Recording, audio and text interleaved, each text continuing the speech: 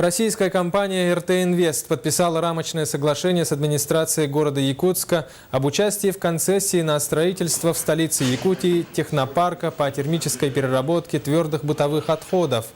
Соглашение между сторонами подписано накануне в Москве. Создание технопарка подразумевает запуск сортировочной линии для извлечения полезных фракций из отходов и их дальнейшей переработки во вторсырье, а также строительство завода по термической переработке, производящего электрическую и тепловую энергию с подключением к местной тепловой и электрической магистрали. Помимо этого, в Якутске будет построен новый полигон по безопасному захоронению твердых бытовых отходов.